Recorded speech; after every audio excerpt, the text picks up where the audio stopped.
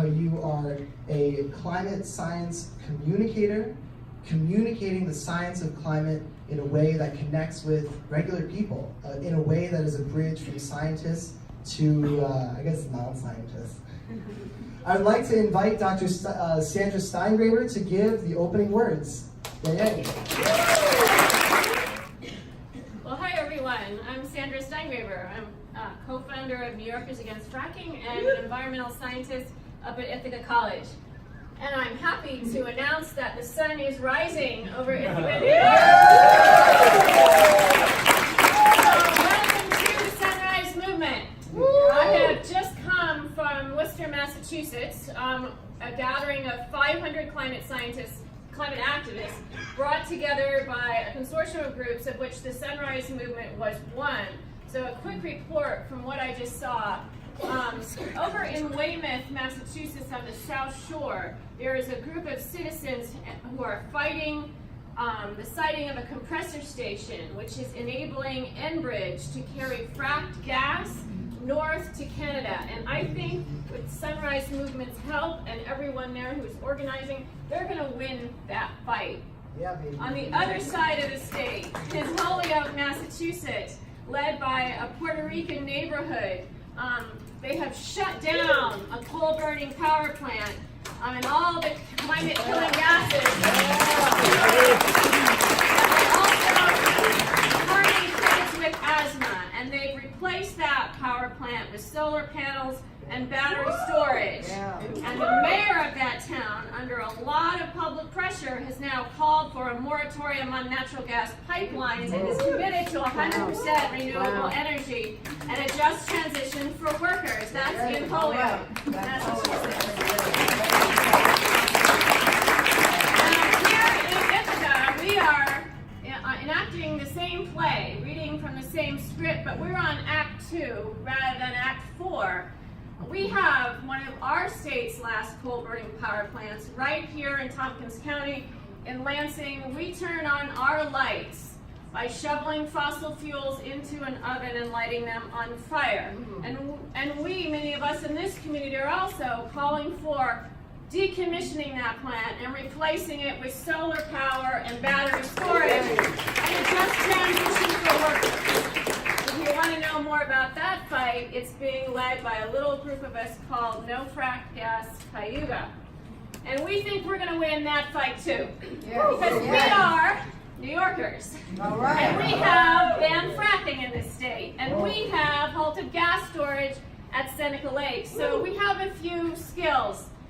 We can offer them to our new friends in the Sunrise Movement, and we think they have a lot to offer us as well. The Climate Action Movement is a house with many mansions, and the Sunrise Movement is the youth arm of that movement. They are targeting political leaders, and they are the torchbearer for the Green New Deal, which you're going to be hearing about. It's a 14-page resolution that is both an aspirational vision for a world without fossil fuels in it, and also it's an aspirational vision that is a transformer, and it turns into, ta-da, an operational plan. And it's the only plan that's actually aligned with what the science says that's required. So since I'm a scientist and a science educator, let me close now by doing what I do best and share a little science with you about the climate emergency that we find ourselves in. So take a deep breath. You've just inhaled a pint of atmosphere into your lungs. And the reason we're breathing is because there's a gas in that atmosphere that we desperately need.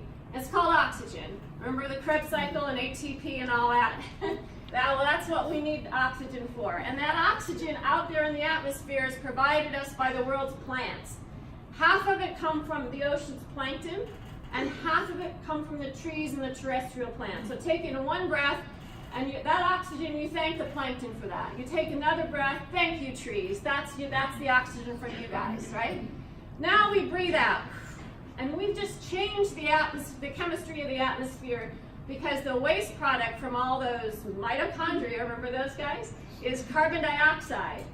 That carbon dioxide is what we contribute to the atmosphere, and that's what the plants take up through their stomata, right? Yeah. And turn that through the miracle of photosynthesis into themselves. They spin sunlight and sugar and water into food for everyone to eat. So that's the carbon dioxide and oxygen cycle and balance, as it's always been.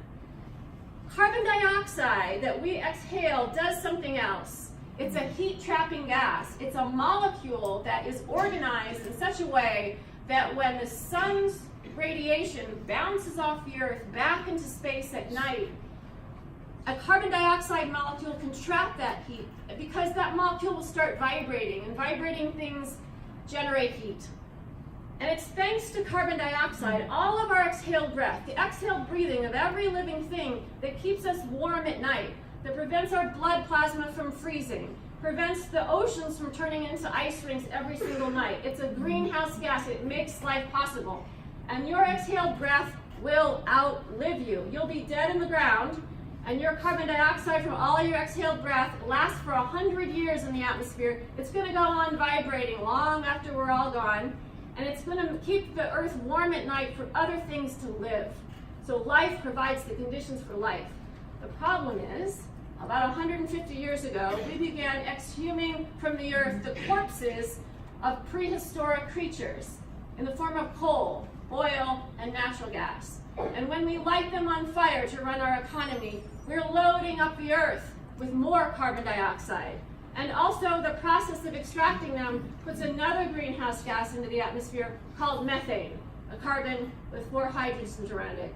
We have almost quadrupled the amount of methane in our atmosphere. We have gone up by 40% the amount of CO2 in our atmosphere. So we have trapped so much heat now that we are melting the poles, rising the seas, putting more humidity into the atmosphere, which makes storms greater, moving around available water so that people don't have it where they need it. And we are crashing the ocean's plankton. The plankton are now in trouble. They're providing us half the oxygen we need.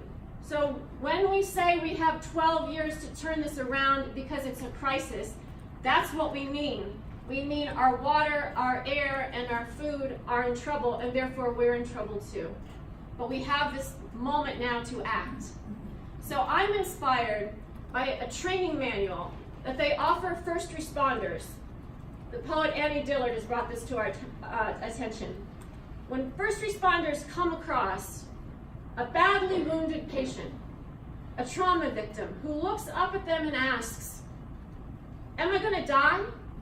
They're trained to say, "You have some very serious injuries, but I am not giving up on you." And that fighting spirit actually changes the outcome. When you say that, when you look a person in the eye and you say, "I am not giving up on you," that increases the chance of their survival. And that's what the Sunrise Movement is doing here tonight. They are the first responders in a climate emergency, reminding us that we are not giving up on the earth because it's life itself. Thank you guys for doing this.